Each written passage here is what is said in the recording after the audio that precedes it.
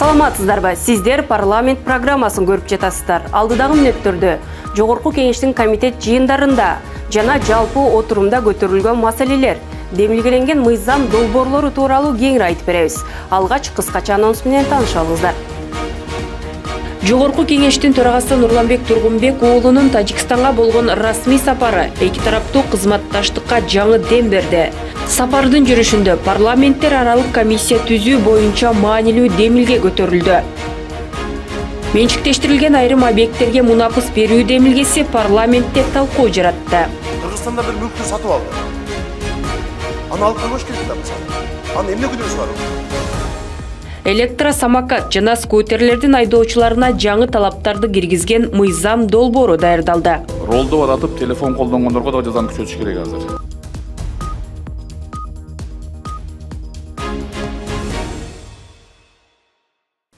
Кыргызстан менен Тажикстандын ортосундагы соода жүгүртүүнүн көлөмүн 500 миллион долларга жеткирүү мерчемделүүдө. Бул тууралуу Жогорку кеңештин төрагасы Нурланбек Тургунбек уулунун Тажикстанга болгон расмий иш сапарында белгиленди. Анын алкагында парламент жетекчиси Тажикстандын президенти Эмомали Рахмон, Жогорку жыйынынын улуттук кеңешинин төрагасы жана өкүлдөр палатасынын төрагасы менен жолугушту. Кененирээк кийинки материалда. Бул кыргыз-тажик чегарасы чечилгенден бери Жогорку кеңештин төрагасы Нурланбек Тургунбек уулунун Дүйшөмбү шаарына жасаган алгачкы расмий сапары.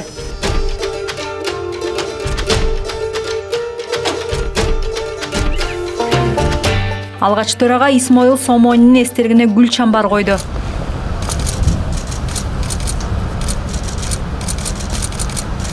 Дароо Тажикстандын Жогорку жыйынынын улуттук кеңешинин төрагасы Рустами Эмомали менен жолукту. Тараптар парламент имаратында сүрөткө түшкөн соң тар чөйрөдө сүйлөшүүлөрдү жүргүзүштү. Искренне рад приветствовать вас в Таджикистане. Чегара чечилип, кыргыз-тажик кызматташтыгынын жаңы барагы ачылды. Кыргызстан коңшу өлкө менен бардык тармакта тыгыз кызматташууга даяр. Ал үчүн парламенттер аралык алаканы да бекемдөө зарыл. Төрага чегара боюнча жетишилген келишим эки элдин гана ынтымагын арттырууга өбөлгө түзбөстөн, жалпы Борбор Азия чөлкөмүндөгү туруктуулукту камсыздоого көмөкчү болоорун баса белгиледи. Чегаралардын такталышы жана президент Садыр Жапаровдун Тажикстандагы мамлекеттик сапары эки өлкө ортосундагы байланыштарды арттырып, соода экономикалык кызматташтыкты өнүктүрүүгө өбөлгө түздү. Биз мындан ары соода жүгүртүүнүн көлөмүн көбөйтүүгө багытталган аракеттерди жигердүү улантып, экономикалык өнөктөштүктү өрчүтүүбүз зарыл. Айрыкча Кыргызстан Тажикстанга эт, сүт азыктарын, кийим-кечектерди, көмүр, айнек жана шекер сындуу товар түрлөрүн экспорттоого кызыктарбыз. Бул үчүн биргелешкен өндүрүштүк кооперацияларды түзүп, инфраструктуралык маселелерди чечишибиз зарыл. Муну менен катар төрага эки өлкөнүн борбор калааларынын ортосундагы байланыштарды кеңейтүү маселесин көтөрүп, Чыңгыз Айтматовдун 100 жылдыгына карата анын ысымын Дүйшөмбү шаарынын негизги көчөлөрүнүн бирине ыйгарын сунуштады. Демилгени колдогон Рустами Эмомали кыргыз кесиптешинин бул расмий сапары парламенттер аралык алаканы жаңы деңгээлге чыгарат деген ишенимин билдирди. Многоплановое развитие двусторонних отношений. Тажикстандагы Кыргызстан менен жакын коңшулук жана достук мамилелердин бекемделишине кызыктар. Калыптанган кызматташтыкты жаңы багыттарда да өнүктүрүп, айрыкча эки мамлекеттин соода байланышын жигердүү улантуубуз зарыл. Белгилүү себептерден улам акыркы жылдары солгундап кеткен соода экономикалык алаканы жандантуу учур талабы маселе Тажикстандын президенти Эмомали Рахмон менен жолукканда дагы көтөрүлдү. Төрага ортодогу потенциалды толук пайдаланып, соода жүгүртүүнүн көлөмүн тез арада 500 миллион долларга жеткирүү зарылдыгын айтты. Өз кезегинде президент Эмомали Рахмон да Тажикстан калыптанган тарыхый алакаларды өнүктүрүүгө өзгөчө көңүл бураарын белгилеп, Кыргызстан менен бардык багыттарда кызматташууга кызыктар экендиктерин билдирди.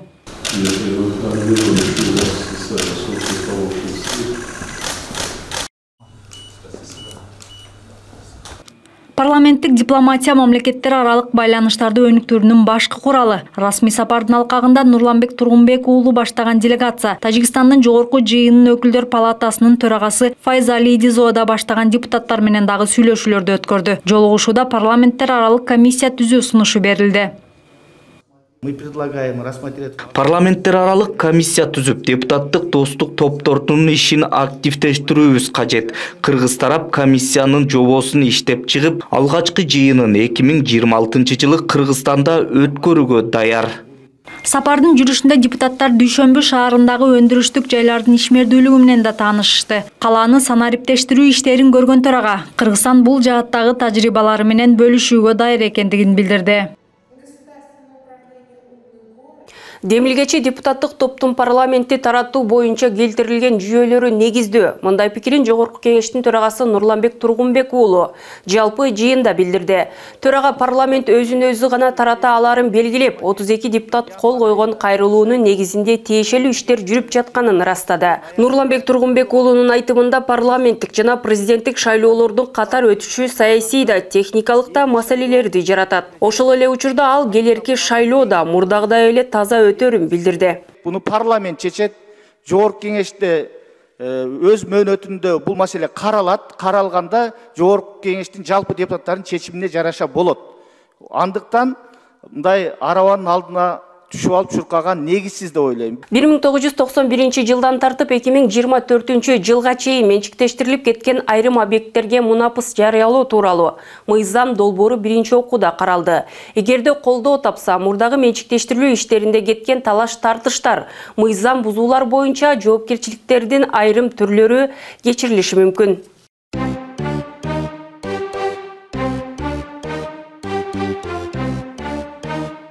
90 жылдардын башынан тарта Кыргызстанда миңдеген мамлекеттик ишканалар, фабрикалар, дүкөндөр жана башка объекттер жеке жактарга сатылып кеткен. Бул процесстин мыйзам бузуулар, күмөндүү сатуу жана коррупциялык көрүнүштөр орун алганын айрым депутаттар белгилешти.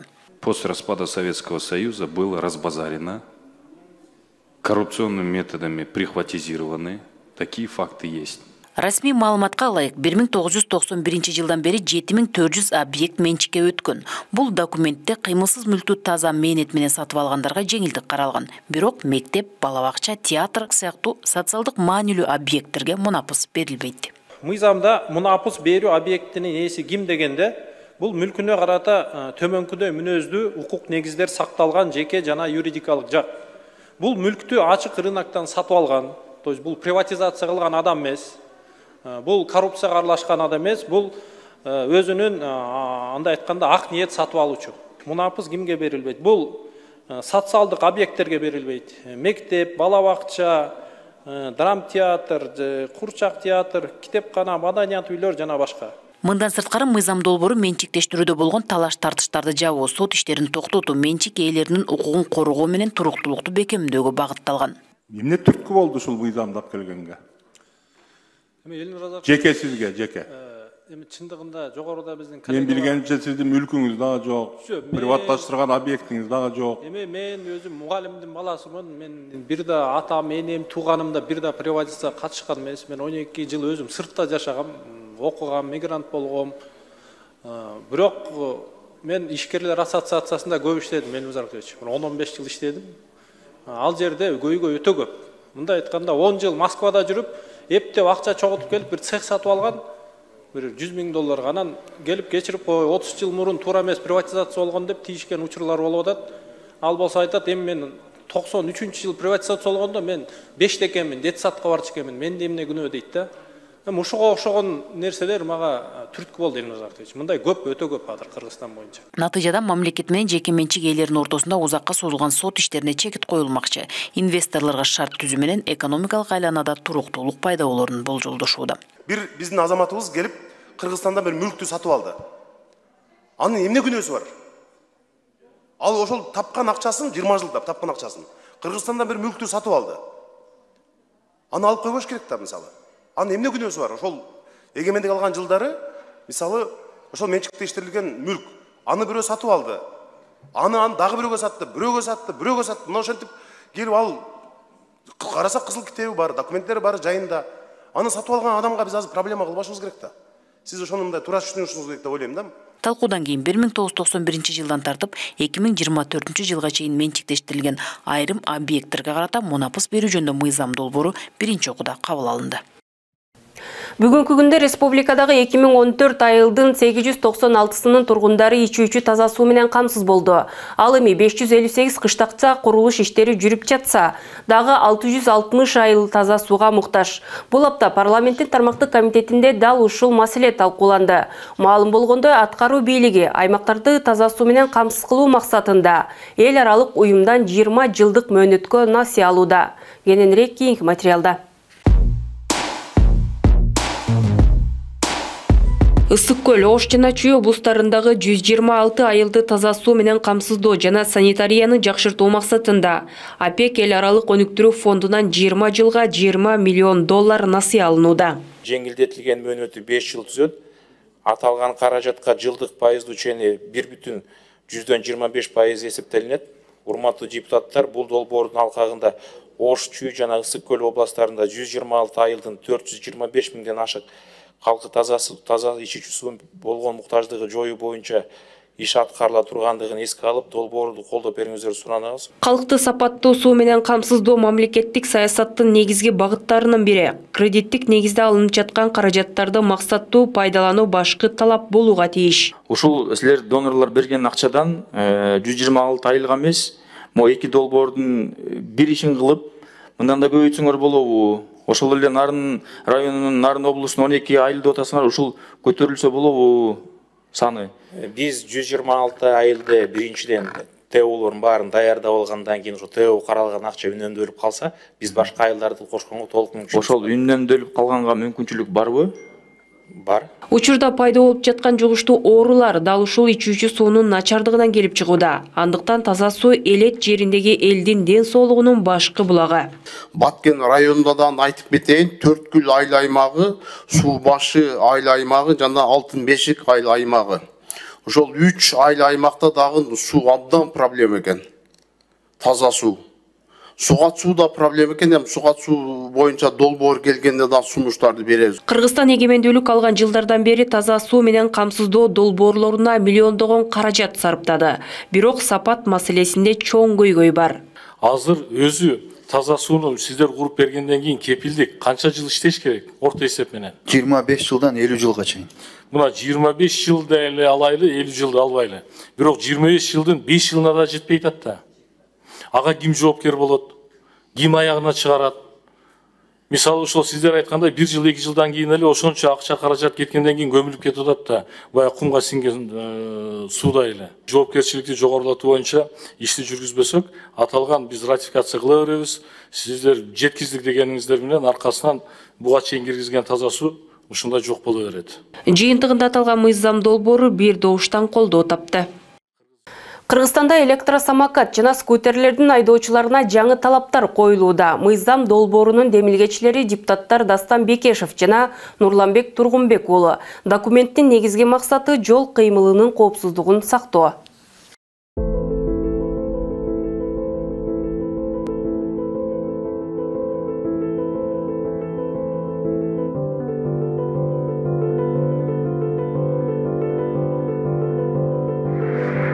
Авария түшкөндө, бирөөнү сүзгөндө жаны биз кармак албайбыз. Казакстанда 7 жылга айдоочулук көлүктөн ажыратылат жана 15 суткага камалат.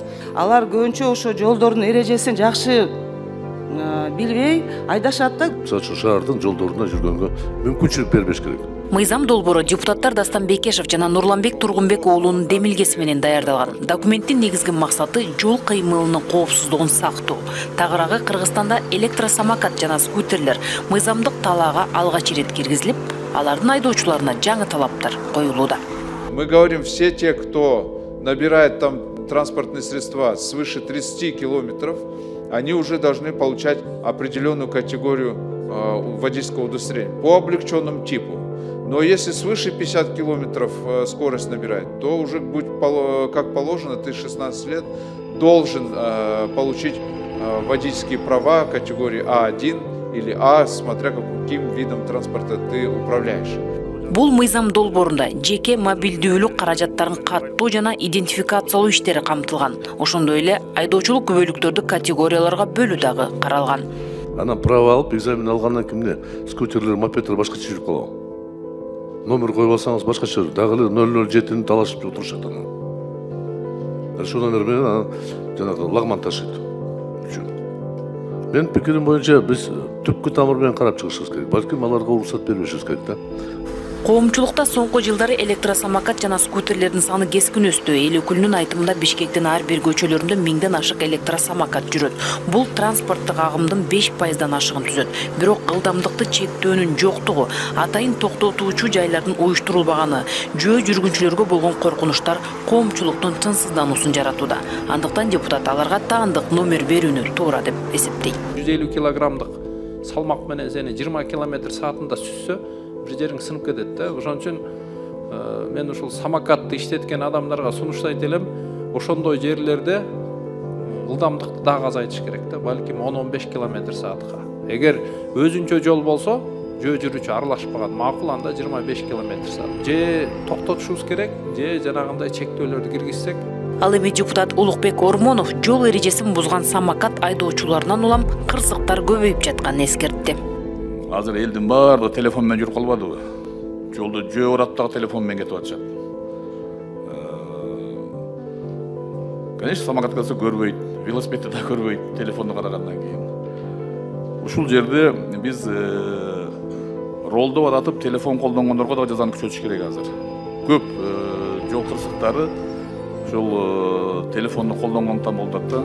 Ушул жылдын январь-август айларынын аралыгында эле скутер, мопед жана электроскутер катышкан 329 жол кырсыгы катталган. Анын ичинен 12 учур өлүм менен аяктаса, 280 адам жаракат алган. Кырсыктардын 60% Бишкек шаарында болгон. Ошо мопеддин айынан көбүнчө ошо проблемалар болуп атат да, жол кырсыктарга учурашыпчы.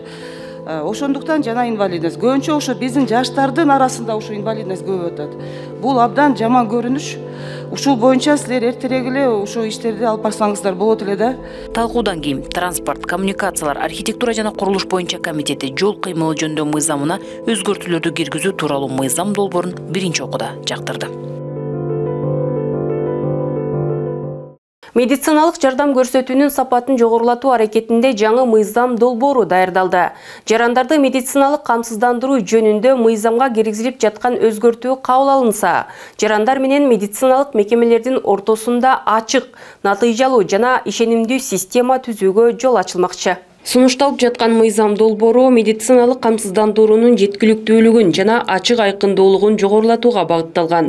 Ага ылайык жарандарга медициналык кызмат көрсөтүүлөрдүн түрлөрү, сапаты жана шарттары жөнүндө толук маалымат жеткиликтүү болот. Талкууда эл өкүлдөрү калк арасында камсыздандыруу жаатында түшүндүрүү иштери чабал жүрүп жатканын билдиришти. Келген күндөн баштап эле, вот сен айла жок, бүгүнкү жатканыңа төлөйсүң.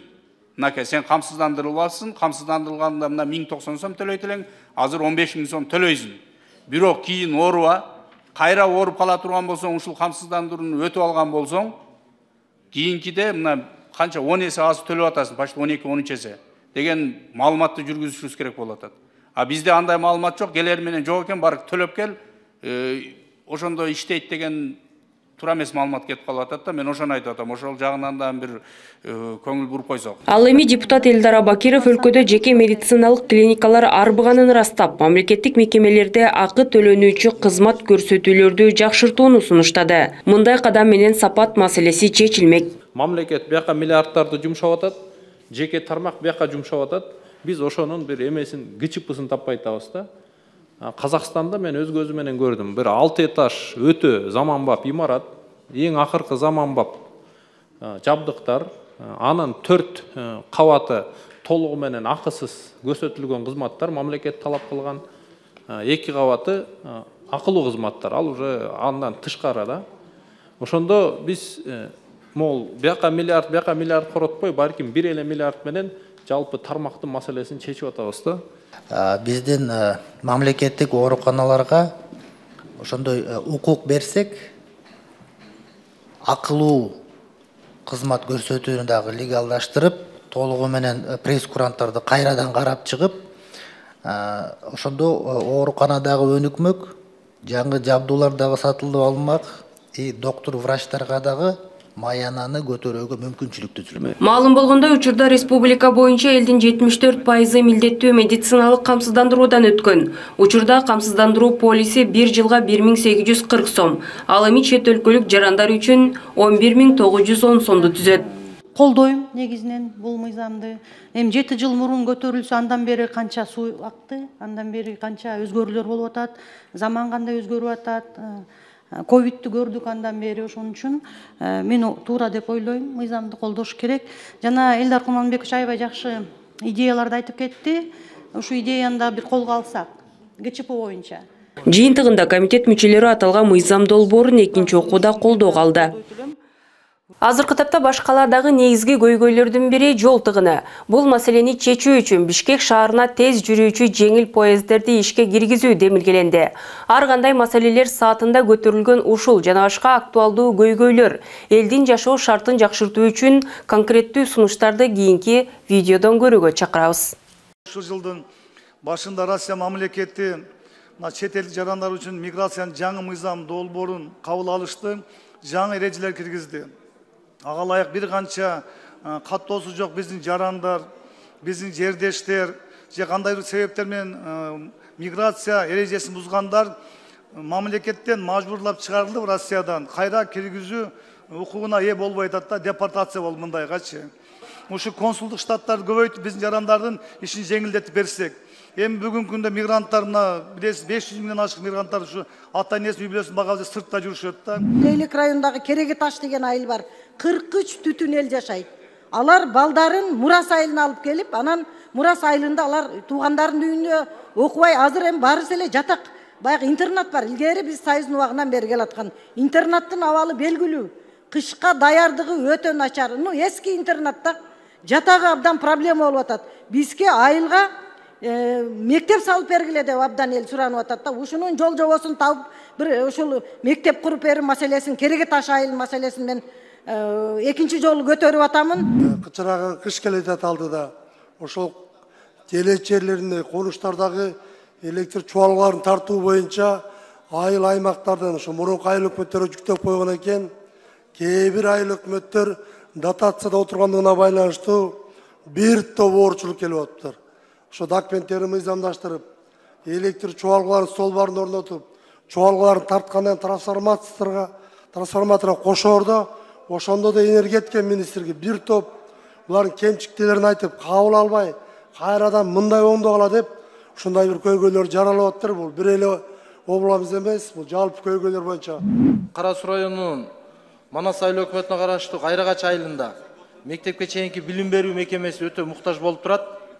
Жана Алатоо айыл аймагынын тургундарында кайрылышкан элдердин ал жерде калктын саны көбөйгөндүктөн азыр МЧСтен тапшырма берип, пожарный автомашина, өрт коопсуздугун камсыздоочу машина керек болуп атат.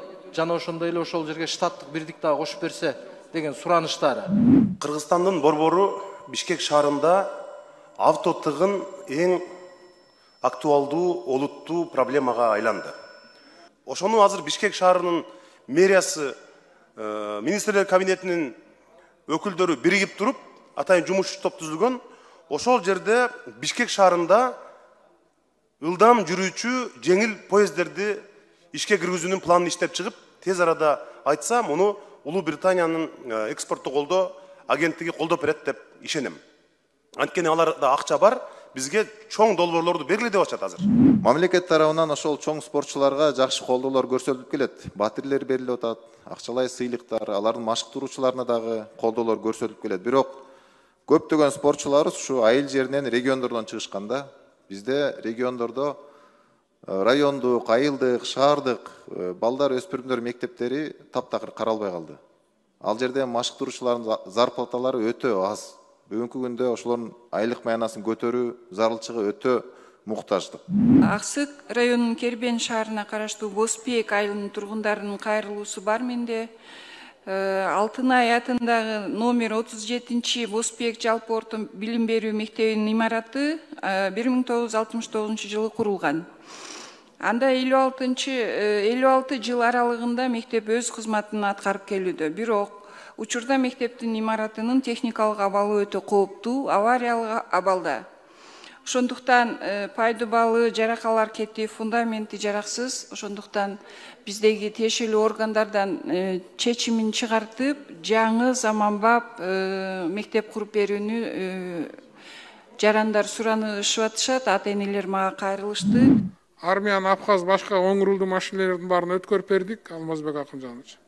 Эми Россиядан келген машинелерди аларды анализ кылышыбыз керек болуп атат. Мисалы, алып келген бир машинеси 80 000 сом болсо, ага 50 000 сом деп минимальный баа коюп коюп турубуз, анын машинени оформлять этип 50 000 сом кошкондон ал машиненин эмне кереги бар? Ошон үчүн урматтуу президентибизден суранып атышат. Мөөнөтүн узатып дейт эмдиги жазга чейин. Анан жана баасын бир анализдеп бересиңер дейт. Бир орус номерлүү машинелерге тиешелүү.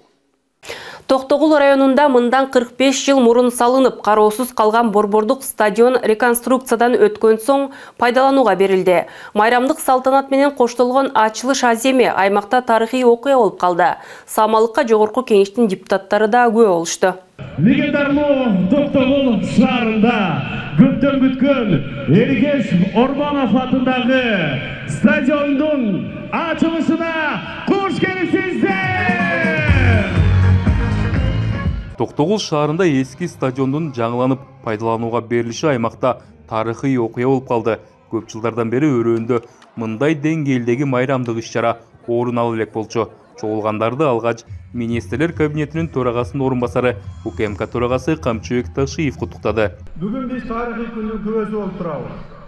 Тоолордун курчоосунда жайгашкан Токтогул шаарында жаңыдан жаралган бул заманбап стадион өлкөбүздүн туура жолдо бекем кадам менен өнүгүп жаткандыгынын айкын далили болуп турат. Бул курулуш мамлекетибиздин күчүн, элибиздин биримдигин жана спортко болгон берилүүсүн даназалайт. Стадиондогу 3600 орундуктун дээрлик баары бош калган жок. Ачылыш салтанатына мекенчил депутаттык тобунун жетекчиси Кундузбек Сулайманов баштаган депутаттар Айбек Алтынбеков жана Ырысбек Атажанов катышты. Бүгүн өзүнө көп болуп турганда чоң майрам болуп атат, чоң сүйүнүч. Бул биздин эле Токтогулда эмес, жалпы Кыргызстанда болуп аткан иш-чара. Ошондуктан биз дагы райондун ичинде четте калбай,